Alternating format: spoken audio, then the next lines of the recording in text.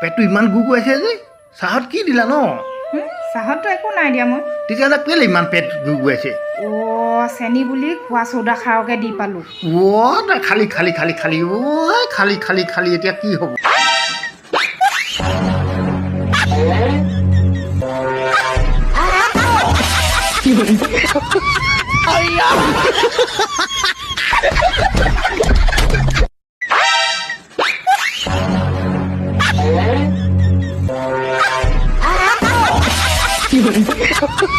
Ay,